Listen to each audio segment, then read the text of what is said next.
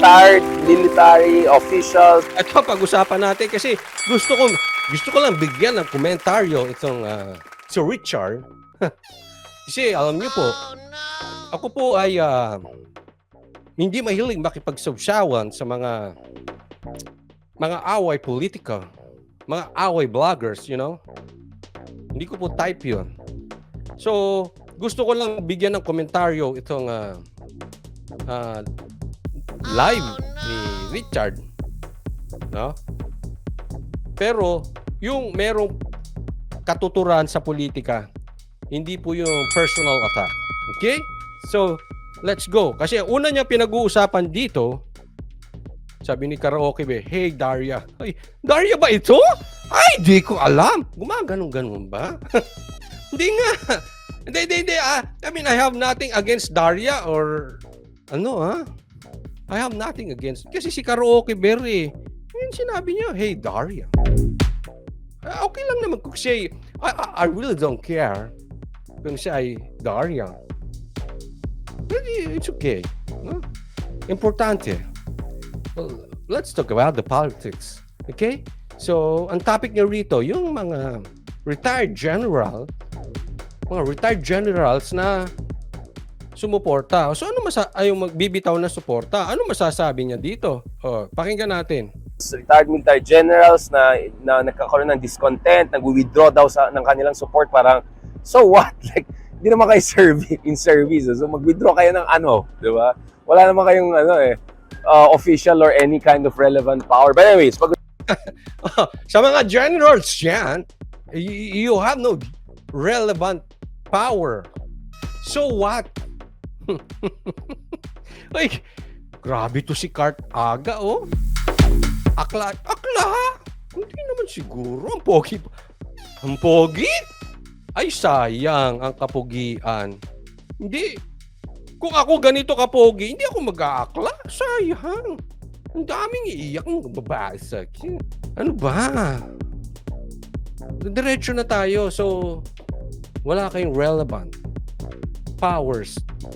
So what? Mga generals, bumitaw kayo kung gusto ninyong bumitaw. Okay? Hindi ako may sabi niyan, ha? Alright, let's go. Sabi, wag malitiin ang retired. Hindi po ako, Laura Channel. Siya po ang nagsabi. Kasi alam niyo po, ang laki ng respeto ko sa mga retired. Not only retired generals, retired lawyers, basta retired ka, ang laki ng respeto ko sa iyo. Bakit? Malaki ang ambag mo dito sa mundo. So, hindi porket ikaw ay ganon. That's why I respect my parents. I love my parents. My parents, my grandparents, etc., etc. My family knows it. I love my parents. Even I love them even over my life. So, sa mga retired, salute sa inyo. Okay. Conrada Lostibert, maraming salamat po sa stars. Diretso na tayo. Usapan din natin yan. Ito na ba yung violent lashes of fading beast? Ito ba yung nangyari? Now, speaking of itong mga vloggers/trollers. Ito, mga vloggers trollers. Kayo mga vloggers na troll. Sino-sino ito? Na medyo na-ban daw. Ang akin lang naman, Yung mga na-ban sa Facebook. I assume ang tinutukoy niya rito is si Banat Pan, si Sass, and si Maharlika. Kasi sila yung mga nangunguna at malalaking vloggers na na-ban sa Facebook. So, pag-usapan natin yan. first of all, magpapasalamat ako sa mga trolls na yan dahil even if na-stress tayo nung una, over time, medyo nasanay tayo sa kanila. And more importantly, dahil sa kanila, naging active tayo dito sa social media. So let me say, thank you sa kanila, sa mga trolls na yan. Thank you raw sa inyo mga trolls. Banat Bay, Sass, Maharlika, mga trolls kayo. Thank you. Dahil naging vlogger si Richard. Ay, hindi ako nagsabi niya, huwag kayong magalit, ha? Ako'y parang parrot lang. Inuulit ko yung kanyang mga sinasabi. Alright? Pangalawa, alam ko naman ever since yung mga troll na yan, yung marami siyan sa kanila, Ito yung mga sumakay lang dun sa wave ni Digong noong 2016. Ops, excuse me. It's not me. O, ito lang daw. Ito lang yung sumakay kay Digong, kay PRRD noong 2016. Not me. Pero excuse me po. Ha? since 2021 campaign.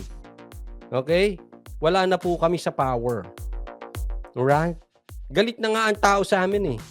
Kasi ang nangunguna nun si Bongbong Marcos. So, hindi ibig sabihin, nakakuha kami ng followers dahil kami ay nasa sumakay, free rider sa malakas. Hindi po. Ay, Spencer Lacalle, shout out sa iyo. Kamusta ikaw, Spencer Lacalle? O, sana mapagbigyan tayo minsan ni Spencer Lacalle. Maging bisita ko siya rito. No? Spencer Lacalle, speaking of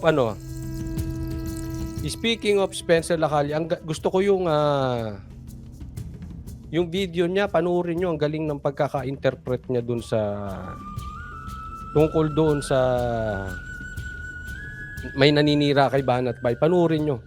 Ang galing nung pagkakaano niya ron. Analyze niya ron. Ha? Thank you sa iyo, Spencer Lacalle. Alright, let's go.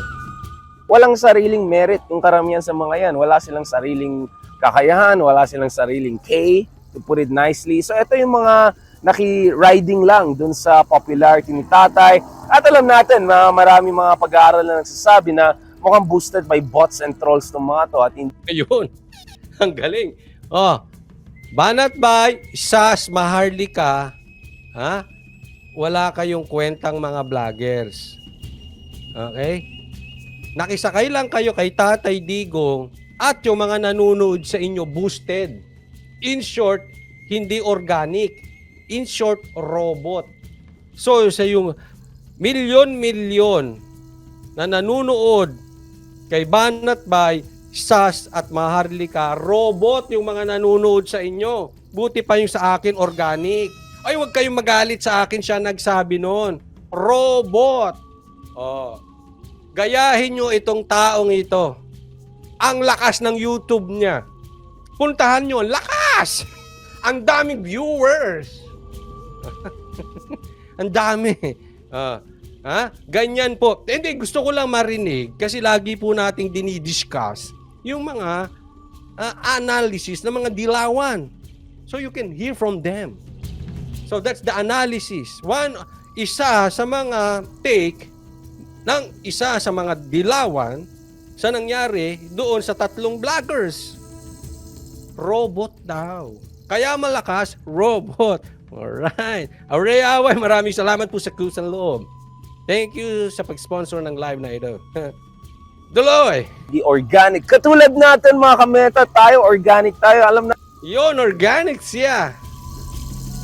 Galing nito. Galing nito, mama na ito. Galing. You're the best vlogger ever of Philippine Island.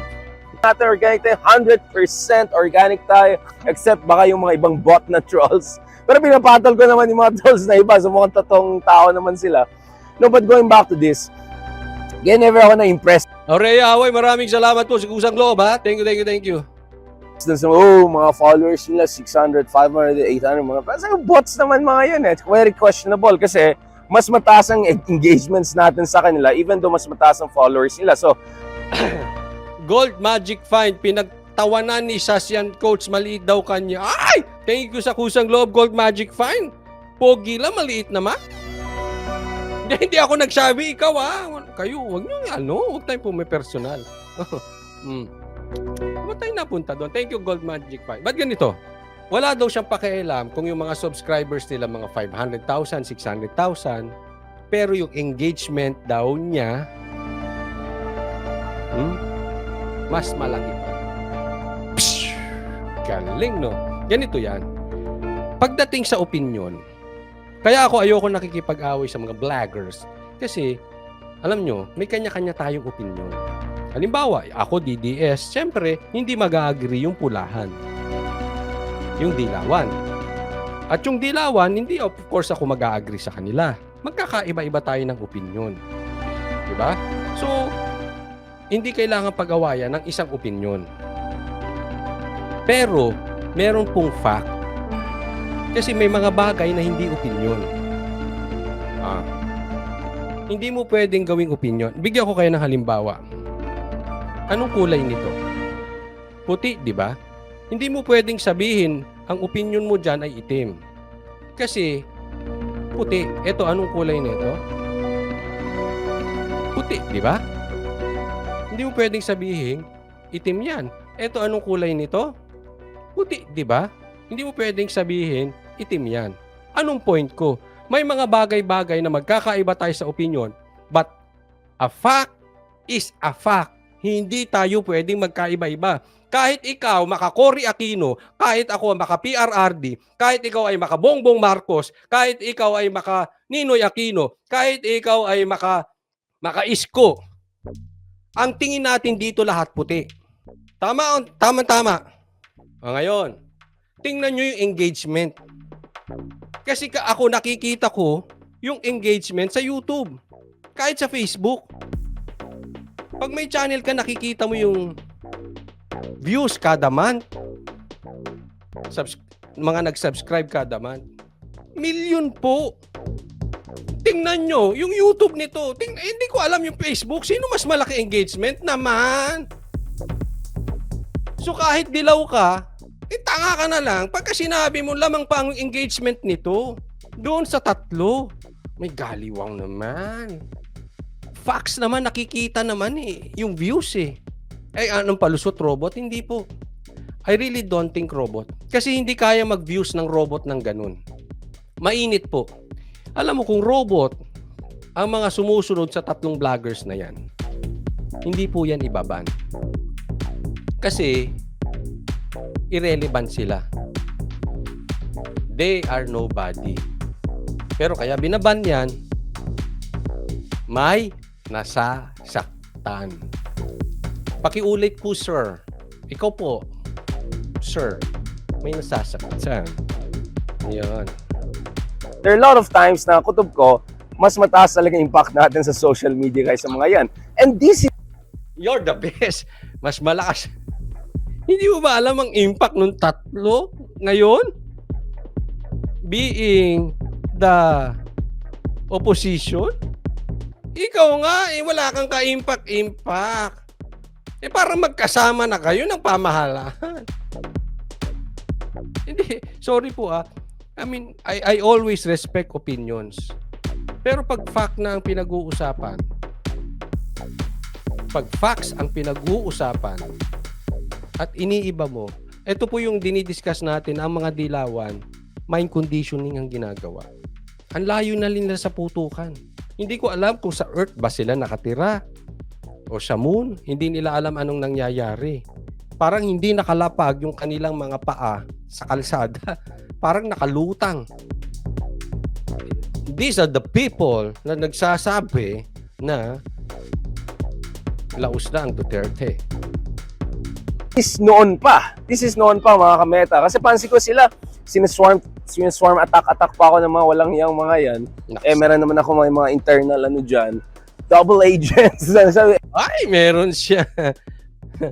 Meron siyang internal agent. Ito na, Richard, may paparating ng wave. Ayan, atakin ka ng mga brother trolls.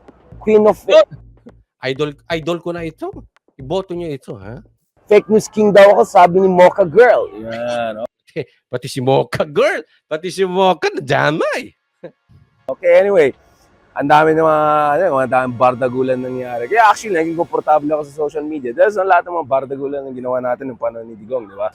So anyway, nagpapasalamat ako sa mga trolls na yan. Lux. But, I hope itong mga ibang troll queens na yan na iba, yung mga feeling expert, feeling scholar, you know, we have to remind these people, no? They only got where they are today, or actually not today. You know, these people, A few years ago is, dahil sumakay lang sila. free riders. You people. Ay, hindi mataas ang tingin ko sa sarili ko Ako nga tingin ko ang pinakabobong vlogger sa buong mundo. At ikaw ang pinakamatalinong vlogger sa buong mundo, sir. Ito yung mga free riders. Well, not so free maybe. So, ngayon, May ganun pa. May pitik pang ko, not so free. Ba't ang daming galit sa yung gancho? Ay, nako! Iba na yung Pangulo, iba na yung administration, wala na yung mga, alam niya na, booster bots, boosters, ganon. Medyo sa akin palagay, to be honest, nilalangaw na yung mga pages ng mga yan eh. Wala na nga po nga pansin eh. Tinatagtag ako ng mga iba sa kanila, parang, not worth it. It's not even worth it. Kayo, ay, Banat Bay, Sas, Maharlika.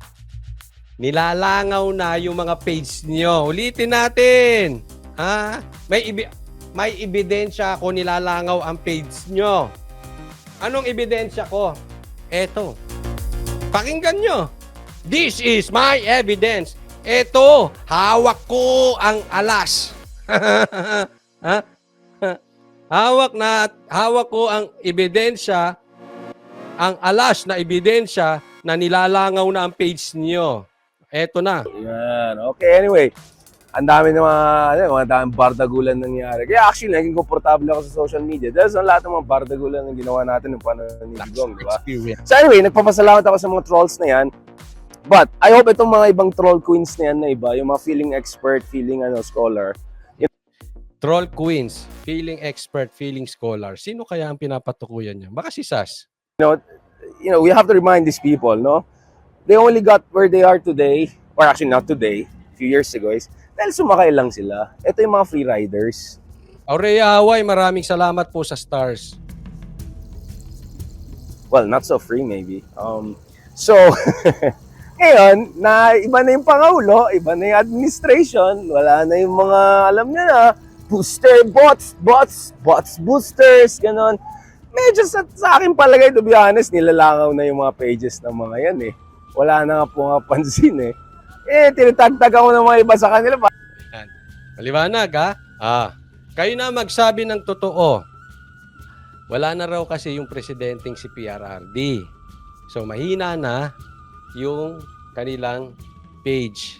Wala nang kwenta, nilalangaw na kasi mga robots lang daw. Dahil nung panahon ni PRRD, supported ng robots. So mahihina na daw yung kanilang page. Ang hina, no? Ang lakas ng page mo, sir. Idol ko na. Banat Bay, Sas, Maharlika, langaw kayo. Eto na, idol. Parang, not worth it. It's not even worth it. So para sa akin, honestly, if ever there is an attempt na, kasi ganito, hindi ko rin, how should I put it? Hindi ako magtataka na baka naman there's a national security concern with. Di talay sa pigilan mo ko, coach, babatuka ko na talaga. Ay, wag! Na mabawasan ng kayabangan. Wag po! Di talay sa maraming salamat sa kusang loba at sa pag-sponsor ng live na ito. Some of these trolls na yan because ibang troll queens dyan, medyo makapili club kasi. So baka naman, naging vectors of disinformation sila at nagiging essentially enablers ng foreign hostile power na nagbubuli sa atin sa West Philippine Sea. Sas, ikaw na binibira. Sino ba nag-aano sa West Philippine Sea sa China? Si Sas. Kayo na mag-usap nito. Laspag mo sa debate. So it's possible na on the national security ground, there is some push para matatanggalan sila ng vectors of influence, no? Vectors kasi parang virus eh. So I don't know, and I don't know what's the legal basis for that. What is the internal communications? I'm not ruling out that possibility. It's also possible na glitch lang nangyari and pwede maayos yan. But the fact na purong mga troll queens yung mga ganyan nawawalan ng Facebook, it's possible na may connection lahat yan. Kaso yung na-misfire nga, nadamay pa yung isang kaibigan natin, si Mark. Sana maayos yung kanyang account. Now, going back to this, for me, it's not worth na maban yung mga yan because vector sila ng disinformation, yes, makapili club, yes, and all of that, but ayan mo sila, they're not worth it kasi ngayon magpo-feeling bayani pa sila, feeling yan. Hindi daw worth it na tanggalan ng Facebook yung mga yan kasi magfi-feeling bayani. Well, I don't think so. Mahirap po matanggalan ng Facebook page. Lalo na kung 100,000 yung followers. malaki po yun. Don't tell me maliit po yun. Pero kung gusto mo talaga pagpili, malakas ka, ikaw na. I'm talking about facts. Lakas ng Facebook nila, lakas lalo ng YouTube nila. No? But kung gusto mong paniwalaan ang sarili mong kasinungalingan, di ikaw na ang the best. Freedom of expression pa sila. Ayan, mag-SMNI moves na sila. Not worth it, to be honest. If ever talagang there's a push na mababan na talagang mga to at matatanggal na sila sa mga iba't ibang mga platforms. I don't know, I'm just saying they're not worth it. At actually sila yung mga helpful annoyance, if I can put it nicely, mga ganun. But anyways, mga kameta, ito yung sinasabi ko parate. If you're really, really good, if you're really getting traction and influence because you stand for something real, something important, kung may merit ka talaga, kahit anong administration nandyan, you're just gonna grow and become more and more important, and you're gonna have greater voice, and more people are gonna believe you.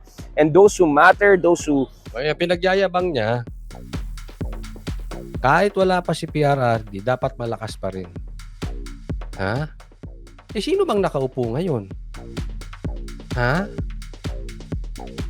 Mahina ba engagement ng tatlo? Honestly. Ikaw ba nakakulong sa kwarto mo, hindi mo alam nangyayari sa Pilipinas? Mahina sila. Sorry baka mahina ako sa research. Those top decision makers, they're gonna listen to you. Ako mga kameta, since nang-active tayo sa social media, 2 administration na nanalo na both hindi ko binoto na ayaw sa akin. And yet, you know what I'm saying? Kahit kalaban mong gobyerno, kahit kalaban mo yung kritik ka ng administration and all, kahit ang dami nagtutroll sa'yo, ang dami nagbubuli sa'yo, ganun. Hindi yan ubra. Kung talagang meron kang conviction sa buhay, kung talagang may basihan ng ginagawa mo, kung talagang desidido ka, makikita ng tao yung quality mo eh. Makikita ng tao na totoo kang Banat ba, Isas, Maharlika, ito gayahin ninyo, ha? Dapat meron kayong conviction at kahit sinong nakaupo, katulad niya, 2 presidente na siya ay oposisyon. Pero ang lakas niya, super lakas. Feel ko nga siya hanggang dito eh. Gayahin nyo kayong mga vloggers kayo, huwag kayong iyakin na natanggalan kayo ng Facebook, okay? tao. Kaya nagpapasalamat ako na this one, against all odds, kahit si... May ebidensya ako. May alas akong ebidensya. Ito, langaw kayo. Digong yung presidente noon, kahit yung naging presidente ngayon, hindi ko naman binoto yan. Alam niyo naman bakit. Alam niyo naman, may standard naman kasi ako eh. And in fairness naman, I gave naman benefit doubt and medyo may mga magaganda naman nangyari, including sa West Philippines especially. So I'm willing to give, you know, benefit of the doubt, no? At credit where credit is due. Pero kung palpak talaga at may mga maling ginagawa, I'm gonna call it out, right? So I'm just saying, kung talagang magaling ka, hindi mo kailangan ng bots, hindi mo kailangan ng mga confidential, hindi mo kailangan na makisakay at makifree-ride doon sa coattails ng isang demagogue or populist. You're gonna be famous, you're gonna be important, you're gonna be influential, you're gonna be the voice of people on your own terms. Pararam natin, marami sa mga na yan, sa mga major bloggers na yan, ay ito yung mga sumakay lang dun sa whole Duterte machinery and way, no? So, etong mga to, they would have been... Ito dapat talaga tularan. Ito ang dapat tularan ng mga vloggers. Ang galing. Ha? Magaling siya kahit saan magpunta. Kahit kasi organic eh. Hindi robots. Natural. Galing. Ang galing ng analysis nito. Galing. Ang galing ng basa niya sa totoong kalalagayan ng bansang Pilipinas, especially pagdating sa influence ng mga vloggers. Ang galing. Spot on. Bullseye ang analysis niya, ang basa niya sa influence ng mga top vloggers ngayon, political vloggers ngayon sa Pilipinas. Galing. Sapul na sapul. Palakpakan naman. Hindi porket nag-i-speak sikat na. O, ganyan. Yung iba kasi, basta magaling mag-English, parang may laman na isip eh, no? Pretty relevant people kung wala si Duterte. Okay, let's be absolutely clear about this. In my case, okay, against all odds, tuloy-tuloy itong mga ginagawa natin. So anyway, mga kameta, ito yung medyo mini updates natin ngayon about yung mga latest na nangyari. I'm still getting updates. Ano ba talagang circumstances ito? Maybe there's really nothing. Maybe this is a nothing burger. Pero just in case ito ay talagang something is going on here, baka nga may kinalaman ito dun sa national security dahil may alam natin yung iba makapili club talaga at they're not there. So, national security, ibig sabihin si SAS. Dahil doon sa West Philippine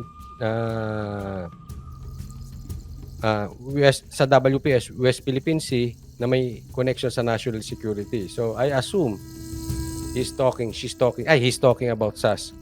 To be a voice of opposition, they're there to be a voice of a hostile foreign power. No? So tingnan natin what's going on there. But ako personally, not worth banning yung mga yan. Let them be there.